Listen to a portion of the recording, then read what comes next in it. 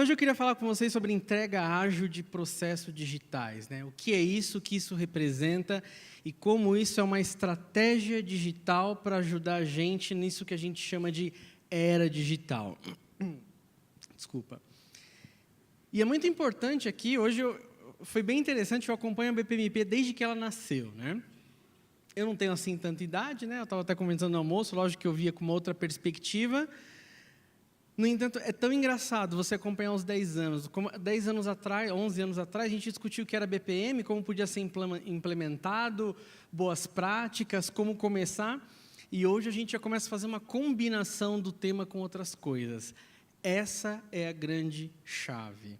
Eu gostei muito de alguns pontos que até o próprio Pavani colocou, questão de pessoas, o Alexandre colocar outras metodologias, porque, de fato, BPM não salva ninguém, BPM é um ferramental. Se a gente não entender como a gente une, como a gente coloca outras coisas e cria algo mais potente, não adianta. É só uma tentativa, é só mais uma metodologia. Então, eu quero começar trazendo uma coisa aqui que provavelmente vocês já viram na timeline do LinkedIn ou do Facebook. Não é novidade, mas eu queria só chamar a atenção para uma coisa. O mundo mudou. Alguns renomados analistas e instituições, 40% das empresas atuais não existirão mais nos próximos 10 anos. Este ano, 20% dos líderes de mercado perderão sua posição e não existe mercado estável, né? O grande amanhã ele pode tomar uma rasteira da pequena porque ele é mais ágil, ele é menos engessado. Ou seja, a perspectiva do mundo mudou, o mercado mudou. E a pergunta é... Vamos, a pergunta. Qual a contribuição que nós, gestores, analistas, empresas de tecnologia, qual é a contribuição que a gente vai dar para essa mudança no mercado? O que a gente vai fazer? É muito legal a gente sentar numa palestra, é muito legal a gente ouvir um monte de gente trazendo ideias, novidades, mas como a gente está vendo protagonismo, onde nós ditamos as novas tecnologias, nós ditamos as tendências, um fato é, o mundo mudou, ele não funciona mais da mesma maneira, o tempo que uma empresa existe a ter sucesso, o tempo que ela morre mudou, e nós, que estamos aqui discutindo processos, cabe a nós ajudar a ter soluções das problemáticas que a gente enfrenta com tecnologia. Como a gente pode fazer isso? Será que só BPM vai resolver? O que a gente pode alinhar com BPM que pode endereçar melhor os desafios da era digital ou de transformação digital? É isso que eu quero discutir com vocês aqui hoje. É como a gente misturando ou agregando BPM com outras disciplinas, a gente consegue endereçar alguns desafios de estratégia de transformação digital. Primeiro, só certificando que estamos todos na mesma página. Quando a gente fala de negócio hoje, um novo negócio, ele é, num nível altíssimo, a combinação de entrega de valor mais tecnologia. Se eu fosse explodir a caixa entrega de valor, experimentação, foco no cliente, etc, etc, etc. Aqui eu estou colocando uma coisa com uma granularidade bem alta, só para uma exemplificação. Eu não quero nem destacar a questão de entrega de valor. O mais importante aqui é tecnologia. Então, um negócio na era digital, era a qual nós estamos vivendo, é a composição de entrega de valor através de tecnologia. O correto seria dizer, mas talvez está um pouco para frente ainda, que todas as empresas serão de tecnologia e entregarão valor de alguma forma. Qual que é a chamada que eu quero fazer aqui? Não existe mais se a gente é empresa de tecnologia ou se a gente só mapeia processos. Todos nós temos que entender tecnologia, entender como tecnologia pode agregar valor. Então, não pode existir mais, não, mas eu faço mapeamento, eu sou uma empresa de consultoria, não olho automação. Eu nem gosto mais da palavra automação, porque ela já caiu em desuso. Tecnologia faz parte dos negócios. E quando a gente fala de tecnologia, em especial para a BPM, a gente utiliza automatização de processo, então é muito importante que a gente entenda o papel da automação enquanto tecnologia, enquanto a gente aborda a BPM. Então, essa seria a definição de um negócio da era digital. Indo um pouquinho mais à frente, se a gente for entender o que é transformação digital, o grande problema é que todo mundo hoje, a palavra transformação digital está tão na moda que alguém compra um sistema, implanta e coloca assim como propaganda, transformei digitalmente.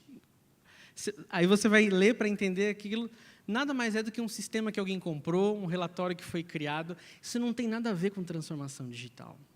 Okay? Então, existe muita confusão do mercado do que é.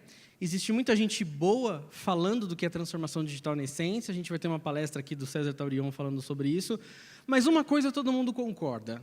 Uma coisa, quem faz muito marketing, quem faz muito barulho, quem fala a verdade, entende que cultura é a chave para a transformação digital. E quando a gente fala de cultura, a gente fala de pessoas. E as outras palestras aqui me ajudaram bastante, porque todo mundo falou, né? Não adianta você colocar técnica, não adianta você colocar métodos se você não mexer com as pessoas. E, de fato, cultura é a chave, então entender as pessoas é a chave. Eu sei que é meio bonito a gente ficar falando de cultura, mas o grande barato e a grande sacada é o seguinte: transformar digitalmente, ele pode variar para mim, para você, para a empresa que você trabalha, porque tem a ver com você entender quem são as pessoas, quais são as mentalidades das pessoas que fazem parte, como funciona o mercado que a sua empresa atua, como funcionam aquelas pessoas, como funcionam aquelas tendências. Então, transformação digital é só um nome. Como você chega lá depende muito do que você é, do mercado que você está. E quando a gente fala pessoas, mercado, na verdade, tudo isso a gente pode envelopar pessoas. Não existe eu sou profissional e eu sou uma pessoa. Você é sempre uma pessoa, onde quer que você esteja na empresa, você está aqui numa palestra. Então, entender as pessoas que fazem parte do time, que fazem parte do ecossistema, é a grande chave para transformar digitalmente. E será que é fácil quando a gente fala de pessoas? Olha só esses dois nomes aqui do mercado. Um do Itaú, outro do BNP Paribas. Roberto Setúbal, nos últimos 2 anos, ele pensou mais em tecnologia do que os outros 20 na presidência. BNP Paribas gastou 3 bilhões em transformação digital. O que aconteceu nos últimos 2 anos em relação aos outros 20 do Itaú? Qual foi a mágica? Porque a gente sabe, pelo menos em teoria ou nos balanços, bancos são quem mais investem, quem tem o maior budget, o maior orçamento para investir em tecnologia. O que aconteceu nos últimos 2 anos? Resposta fácil. Quando você está focado em agregar valor para o outro, para pessoas, e não agregar valor para você, é diferente. É muito diferente. Por isso que transformação digital ela pode ser encarada em 2 tempos, em 2 fases. Isso aqui não é uma teoria concreta, é mais um ponto de discussão. Adequação, que é, eu vou usar a tecnologia para melhorar dentro de casa, eu vou usar a tecnologia para melhorar meus processos, eu vou usar a tecnologia para fazer melhor e mais rápido. Isso a gente chama de adequação. Eu estou me adequando a essa era. Adequação é bom? É bom. Eu vou gastar menos dinheiro, eu vou ser mais rápido, eu vou ser mais produtivo, de alguma maneira eu vou conseguir entregar um valor melhor. Mas o grande barato não está aí. Não é quando você consegue fazer para você. É quando você entende tão bem tecnologia que você é capaz de fornecer tecnologia para o outro. E eu não estou falando venda de tecnologia. Eu estou dizendo quando você usa a tecnologia para agregar valor para o seu cliente e para o ecossistema dele. E é aí que você começa a gerar valor exponencial. E é muito importante a gente olhar para isso. Então, quando a gente olha esse cenário, por exemplo, do Itaú, qual que é a diferença? O banco parou de comprar, em teoria, ele parou de pensar tecnologia, como é que o banco pode ser melhor, como é que o banco pode ser mais rentável, como é que o banco agora pode atacar uma fraude em cheque e com isso ter menos prejuízo. Não é mais essa a regra do jogo. A regra do jogo é agora, como é que meu cliente pode abrir uma conta corrente sem utilizar papel? Como é que o meu cliente pode fazer uma transferência onde quer que ele esteja? Como é que eu posso, pela biometria do meu cliente, facilitar? Agora a preocupação é com a experiência do outro, é o ecossistema do outro. Foco em pessoas. Ou seja, só pelo fato de eu focar em pessoas e não focar como eu posso ser melhor, mas como eu posso fazer o meu ecossistema melhor, muda toda a regra do jogo, muda todo o mindset. E, por sinal, fez 20 anos de alguém ser diferente dos últimos 2. Vamos olhar um pouquinho do cenário de transformação digital. Eu queria entrar um pouco mais, porque para a gente conseguir falar de entrega ágil de processos digitais, entrega ágil de processos digitais é um ferramental para desafios de transformação digital. Então, eu quero antes com vocês passar por todo o cenário de transformação digital para que fique claro o porquê utilizar uma abordagem, ela pode ser mais assertiva. Ela não é única, mas certamente é uma das mais assertivas quando a gente olha para o mundo de BPM. Transformação digital, cenário. As pessoas estão conectadas e bem informadas. Pessoas conectadas talvez seja o fato mais forte que a internet fez com as pessoas. Pessoas conectadas e bem informadas, elas têm o poder de escolha. E o poder de escolha é o que define uma pessoa bem-sucedida de uma pessoa miserável. Um escravo, alguém que não tem poder de renda algum, ele não tem poder de escolha. Ele vai morar onde der, ele vai comer onde der, ele vai vestir o que der, ele não pode escolher nada. A internet proporcionou com que as pessoas pudessem escolher aonde eu vou comprar, aonde eu quero ir, onde é mais barato, onde tem a ver comigo, onde frequento o grupo que tem os mesmos valores que eu tenho. Tanto que ficou fácil quebrar a pizzaria da esquina, né? Cria um grupo no WhatsApp, coloca todo mundo, para de comprar na A, começa a comprar na B, diz na B agora que todo mundo vai comprar lá que você quer mais preço, você mata simplesmente a pizzaria ou qualquer comércio de esquina só por um comportamento. Então, a conectividade, ela empoderou as pessoas. E percebam como isso é forte.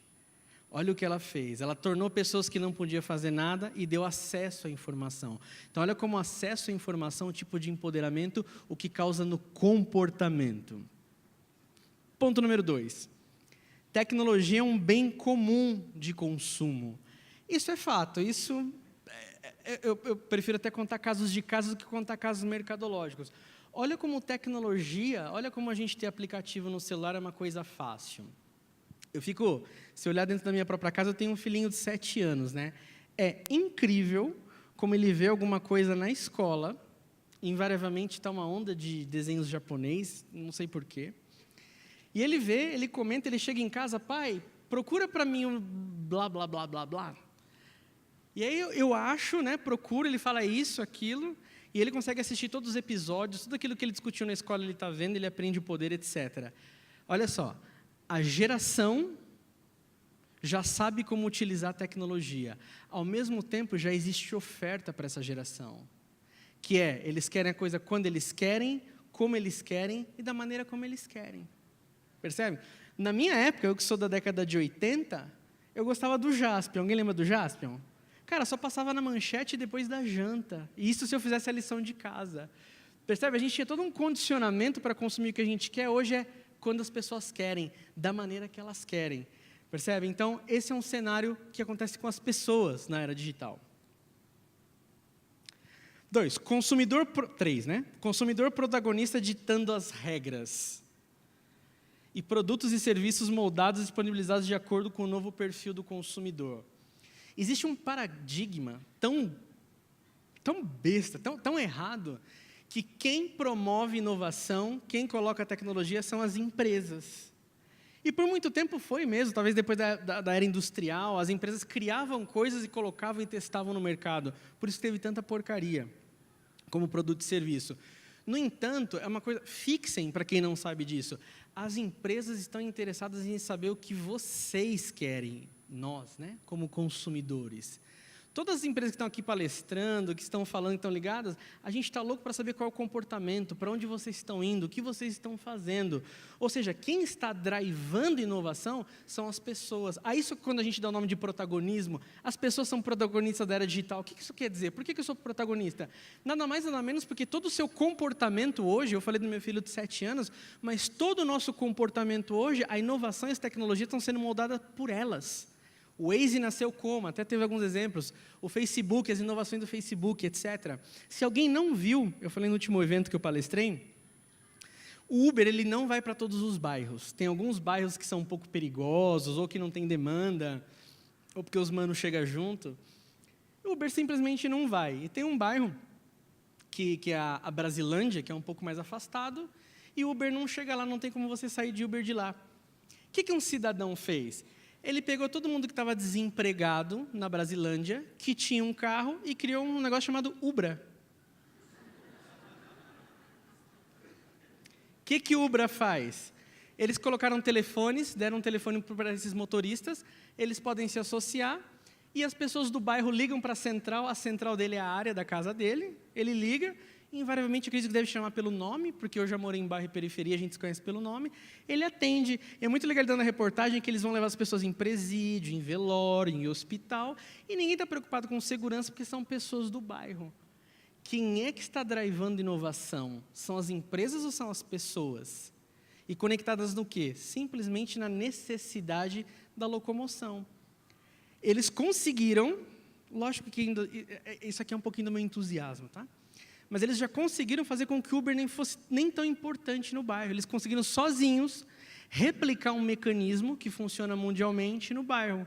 Se isso der certo e ficar rentável para uma outra empresa amanhã começar, ou para a Uber comprar as Ubras e não pegar o risco, olha só, quem driva inovação são as pessoas, não são as empresas. As empresas querem saber para onde nós estamos indo. A isso damos o nome de protagonismo das pessoas, ok? E por último aqui, foi bastante falado, eu não vou nem me arriscar a ser um conhecedor, mas já que está aqui, que é, o uso está preponderando a posse. Ou seja, usar é melhor do que ter. A experiência é a oferta de valor das empresas da era digital. Simples, quando a gente olha Facebook, quando a gente olha Uber, Airbnb, foi até falado aqui, eles são só o meio para que você tenha a experiência de fazer alguma coisa. E esse tem sido o mote da era digital, proporcionar acesso às coisas, e não você ter posse, não você colecionar ativos.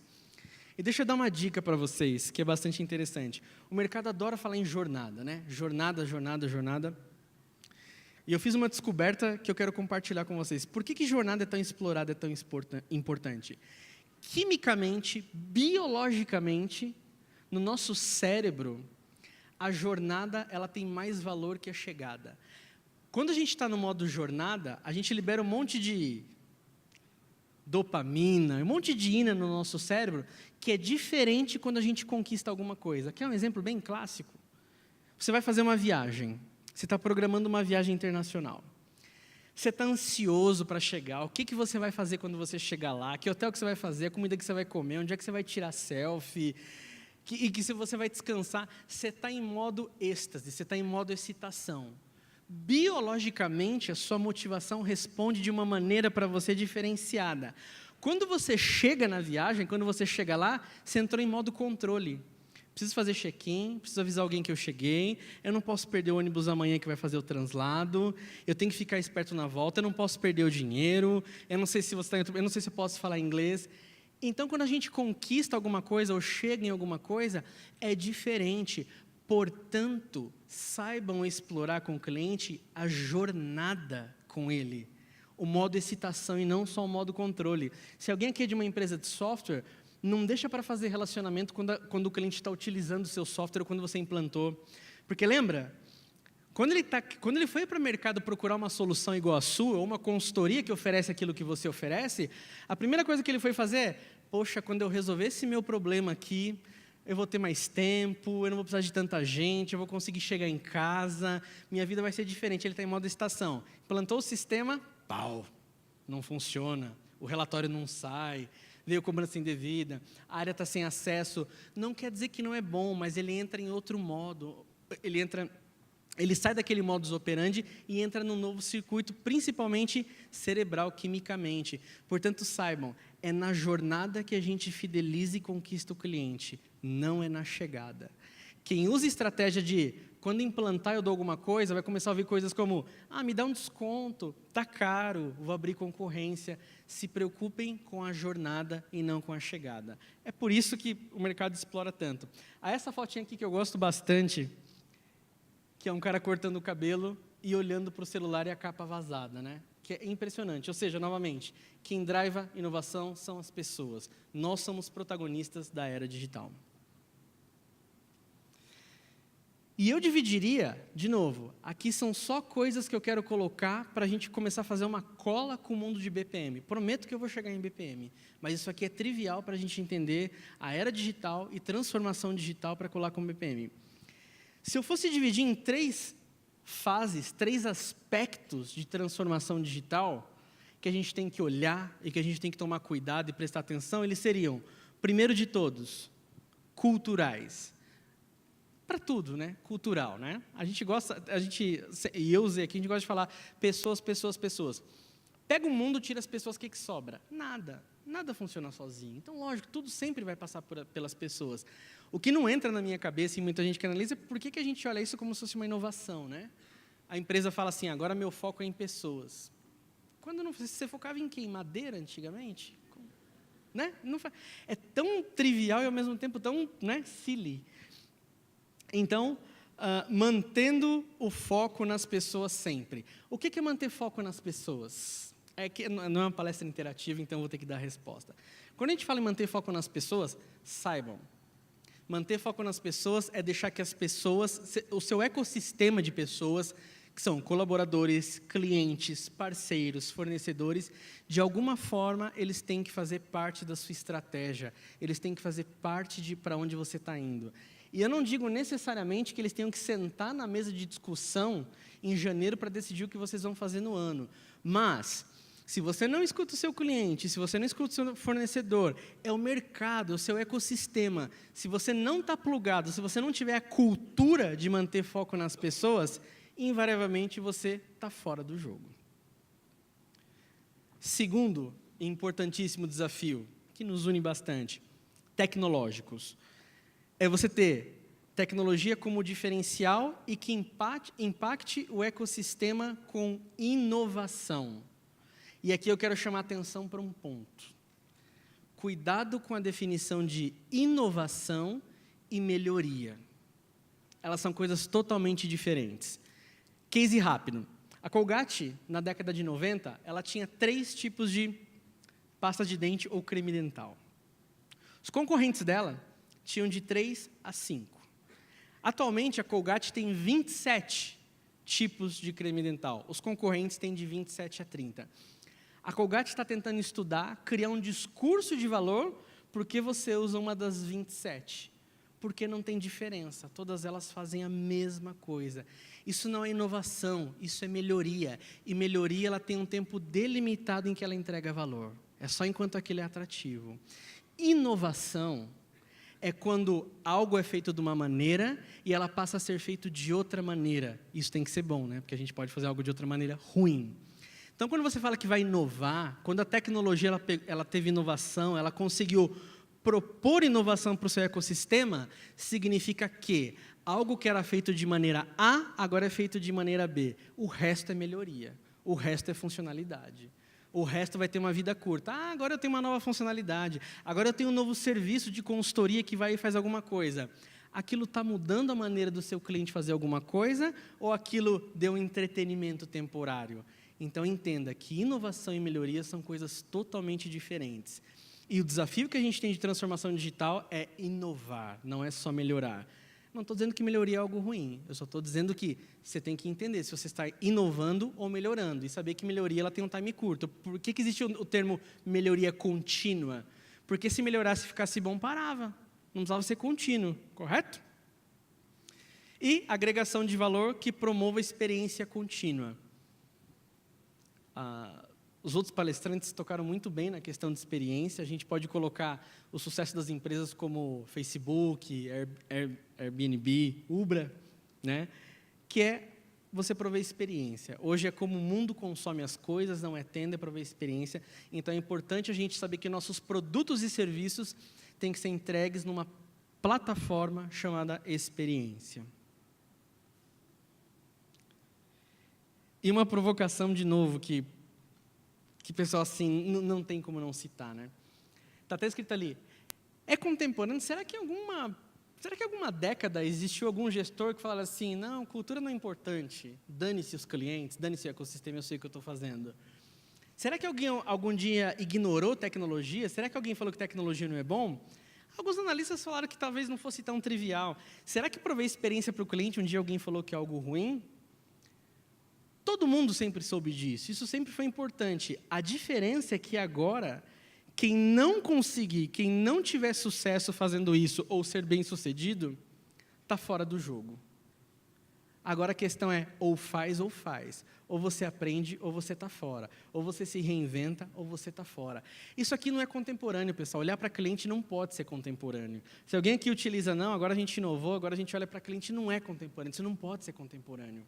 Olhar para as pessoas, olhar para a existência da sua empresa, você podia ter um gap em entender que esse cara era importante. Ok, mas ele nunca deixou de ser. Então, agora, na era digital e em desafio de transformação digital, você olhar essas 3 pontes aqui, elas são essenciais para que se continue no mercado. Empresas de tecnologia, empresas de BPM, consultorias de BPM, etc, etc, etc. Isso é para todos, não é para um nicho. Melhor parte. Pelo menos assim eu acho. Como que a gente consegue, então, sabendo que a gente discute, entende processos, né? A gente tem uma linha aqui, né? A gente já entende metodologia, entende processo, a gente entende o que é BPMS, talvez nem todos, mas é uma ferramenta que dá suporte à disciplina, em linhas gerais. E o que eu quero mostrar para vocês agora é como, utilizando entrega ágil de processos digitais, a gente consegue superar aqueles 3 desafios de transformação digital. De novo, transformação digital é algo orgânico, é algo cultural. Essa é uma ferramenta de muitas outras que podem ter, mas certamente eu asseguro que essa é um ferramental extremamente útil e assertivo enquanto área de processos para superar esse tipo de desafio. Primeiro, entrega ágil de processos digitais tem uma inspiração em 3 pilares. O primeiro deles é o Agile, ou ágil mesmo, tá? A gente gosta de colocar em inglês porque fica bonitinho. Que é agilidade e entrega contínua. Então, saiba, quando a gente fala ágil, não façam a confusão de pensar que ágil é rápido, porque essa é a primeira assimilação que a gente faz, tem um certo sinônimo. Ágil não é rápido, ágil é rápida e constante experimentação e entrega de valor. É um negócio um pouquinho maior.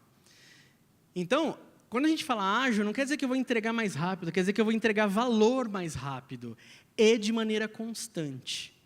Então, tem uma sacada aí como eu faço. Não é só rápido, é o quanto eu vou entregar valor. E esse valor ele sempre tem que ser constante. É isso que está por trás de ágil, não é só rápido, ok? BPM, of course, é o que nos une aqui, o que a gente está discutindo, porque BPM, como foi dito, é a metodologia, é a maneira mais eficiente de você conseguir enxergar uma empresa. Uma empresa, quer você conheça ou não, ela funciona baseada em processos. Com diferencial aqui, quando eu falo BPM, ali, né?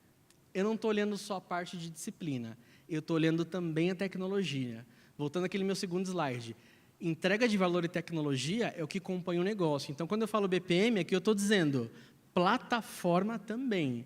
Então, eu tenho a visão que a disciplina BPM me traz, de eu conhecer ponta a ponta, conhecer como as coisas funcionam, mas também ter uma plataforma que consiga resolver a questão do digital. Então, é mesclar metodologia ágil com uma plataforma que possa entregar o processo de maneira digital. Então, BPM aqui eu estou olhando os 2 aspectos e não um só. E, por fim, Design Thinking, um pedaço de Design Thinking, que é empatia e constante experimentação. Empatia com quem? Com o cliente, com o ecossistema. Que para a gente conseguir fazer uma entrega de valor utilizando isso aqui, se você não tiver mindset, que significa mentalidade, de entender que fazendo dessa maneira você consegue agregar valor e utilizando assim uma maneira que você conhece a empresa, nada adianta. Não adianta você ter uma plataforma engessada e você ter um mindset ágil e o inverso é verdadeiro. Nada adianta você ter uma plataforma ágil e pensar da maneira tradicional. Então, é uma combinação de método, mais plataforma e mais mindset. Como eu encaro o meu cliente, como eu resolvo as dores dele. E é assim que a gente faz entrega ágil de processos digitais. Indo um pouquinho mais à frente. É um slide muito conhecido, mas ajuda a gente a exemplificar. De fato, o ágil, ele não entrega valor de maneira tradicional.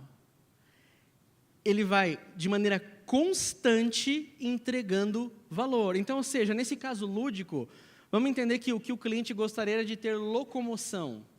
Estou falando isso porque é lúdico, tá? Eu vou entrar depois numa coisa um pouco mais tangível. Então, ao invés de eu ir provendo e construindo a locomoção dele, entregando partes, desde o começo eu já começo a prover para ele um meio de se locomover. E eu vou sempre evoluindo. O grande detalhe quando eu faço isso, primeiro, eu estou provendo para ele experimentação. Ele está experimentando, ele está vendo se aquela locomoção está boa, se é aquilo que ele quer, se aquilo é base para onde ele quer chegar. Ponto número 2, se ele está experimentando a todo momento, quem é que está no controle? Quem é que está ditando onde vai chegar? Não é você que é fornecedor, é ele. Porque sempre que você dá constante experimentação, fiz um pedaço, mas que, lembra, é um pedaço que agrega valor, é uma coisa que já se locomove, não é só um pedaço rápido. Então, quando eu faço a primeira entrega, e aí, cliente, gostou? Tá bom? Faz sentido? Não, não é para cá que eu quero ir. Ajusta isso mais para cá, ajusta isso mais para lá. Quem é que está no controle? Quem é que está tendo experimentação? Aqui você começa a trabalhar o foco no cliente e a experimentação. E a tecnologia que é como consequência, ele mesmo vai entendendo onde ele quer chegar.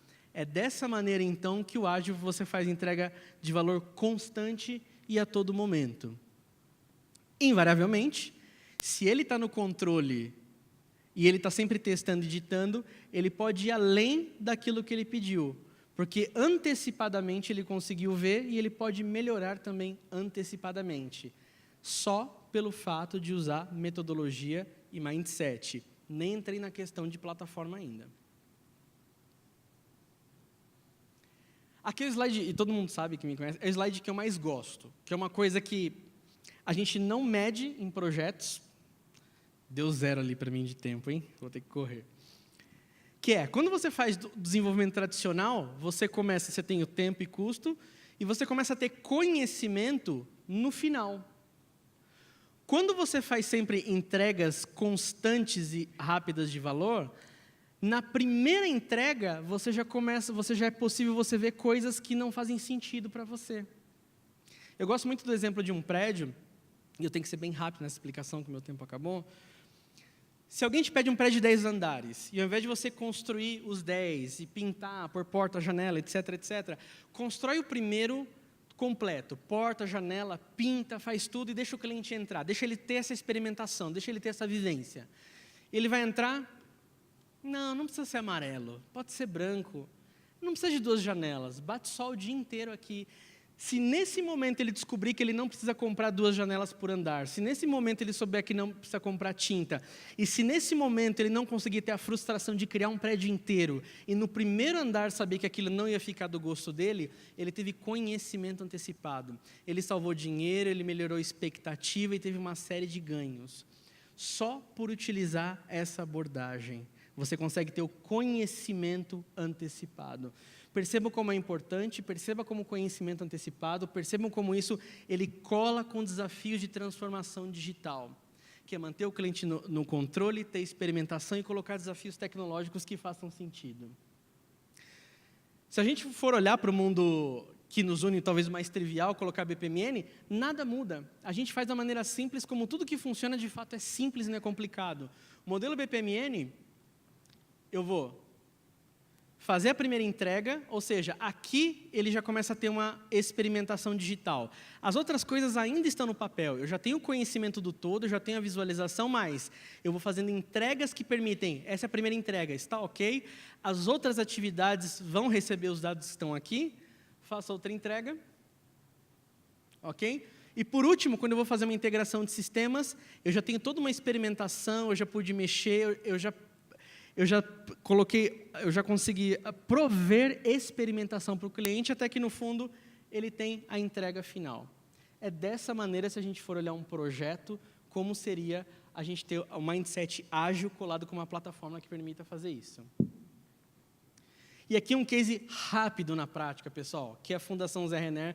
Tudo isso que eu estou falando para vocês não é só teoria, não é só o que a gente acredita. Já tem empresas se beneficiando desse modus operandi de fazer assim, de ter uma plataforma ágil e de pensar dessa maneira. A Fundação Zé René, ela é uma fundação que cuida sem fins lucrativos, mas ela é uma fundação, ela cuida dos benefícios da Ambev e cuida dos benefícios do funcionário da Zé René. Ela é cogestora da Ambev, que é uma das maiores empresas do Brasil, que está ligada a uma das maiores empresas do mundo. Utilizando plataforma ágil com metodologia, ela conseguiu ter uma média, ela teve 67 entregas de valor constante em 4 meses, uma média de 16 entregas por mês.